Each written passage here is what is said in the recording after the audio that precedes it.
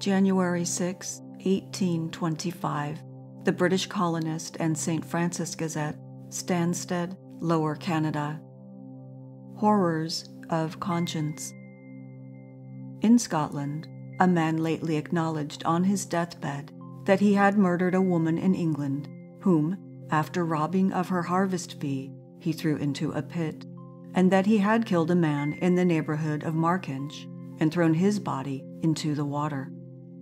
The body of the man said to have been murdered was actually found a number of years since.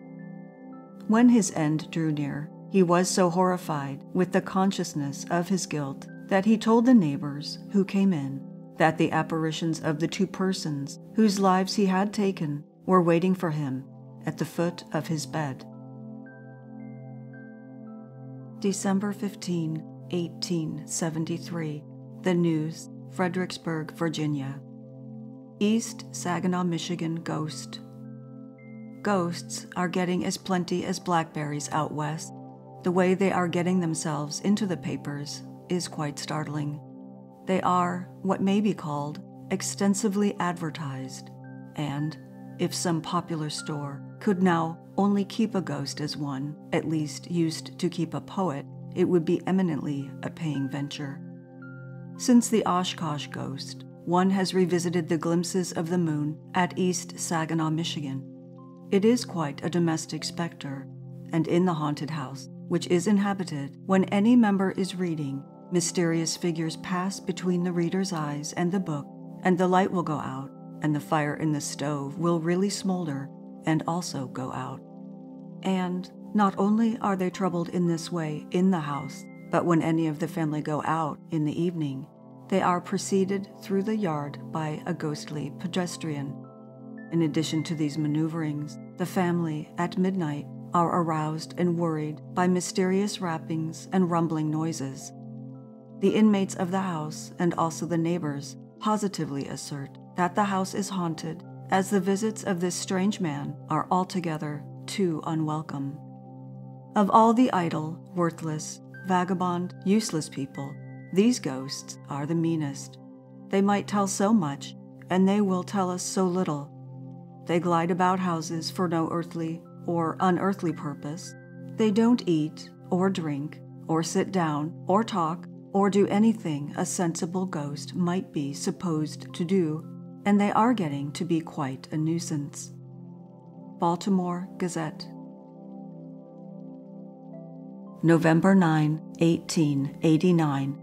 The Saturday Budget, Quebec, Canada. A phantom. People from Valcartier, who were in town Monday, report having seen a remarkable apparition on Sunday night from the St. Gabriel station on the Lake St. John Railway in the shape of a bright light, almost like the headlight of a locomotive, which crossed and recrossed the Jacques Cartier Bridge, though no locomotive was there, and no sign of any person could be found on the bridge or on the line near it. The same phenomenon has frequently, so it is claimed, been seen by others, including the station master at St. Gabriel, and the apparition is spoken of by the people of the locality as a phantom.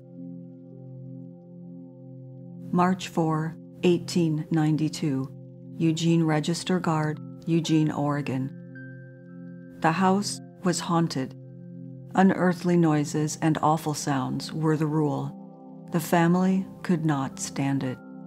Petersboro, Minnesota, March 3rd. The people of this place are greatly disturbed over a haunted house, which is said to be in the heart of this city. Some months ago, a man named Howard rented a house on the principal street of the town for a dwelling. It was a small frame house and had been built 8 or 10 years ago and had been constantly occupied. Ever since going into the house, they had been subjected to the most extraordinary experiences and, at last, became so terrified at what they heard that they gave up the house. For some time, they supposed they were the victims of practical jokers, but all attempts to catch them failed, and even the neighbors, who were called in to help discover the cause of the strange noises, were unable to find what was wrong. While the inmates were in bed, an invisible hand would jerk the bedclothes from them, and then the door would slam, and heavy steps would be heard going across the floor. But all efforts to find whence the noises proceeded were unavailing. On one occasion, a door was broken while the whole family was sitting in the room. The most terrifying manifestations were the unearthly noises which accompanied them. These noises varied from the sound made by the crashing of a table full of dishes to that which would be made by a wall falling down in a room. Notwithstanding the noise, there was never anything disturbed in the house. The manifestations were almost invariably preceded by a loud humming sound, which gradually became louder until it culminated in an awful crashing and rumbling, which made the hair of the listeners stand on end. Not less than 15 people are ready to swear that they have heard these manifestations and are convinced that the place is haunted. May 1, 1893, Eugene Register Guard, Eugene, Oregon. A Tennessee ghost. An apparition that defies explanation. Repeated appearances. Chattanooga, Tennessee, May 1. The little city of Cleveland, 30 miles from here, numbers among its inhabitants a genuine ghost, or else people of all grades of intelligence and social position are the victims of a most clever and long-continued imposition, with the solution of the mystery no nearer at hand than weeks since. The haunt, as a spook is styled in East Tennessee, always appears in the same guise, that of a woman in black, slight in figure, whose face is seen indistinctly, if at all. She has been seen scores of times, if reputable townspeople are to be believed, and always at night. Several parties of young men have been made up to search for her and make sure of her substantiality or expose some practical joker, but when she has been seen, the boys have always weakened and the lady in black has gone silently on her way. The latest man to be favored with a sight of her ghost ship is Reverend M.P. Haynes, who very frankly tells the story. He says that while walking at night along Ocoee, one of the finest streets in the city, he saw, close at hand, the form of a slightly built lady, arrayed in deep black.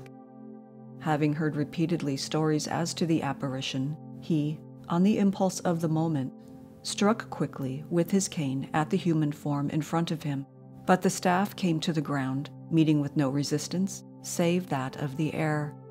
Instantly he lighted a match, but there was no woman or anybody else in sight, and he went on his way, perplexed. The vision of the dominie, as told by him, adds new interest to the situation, and timid ladies, children, and other people stay at home closely at night.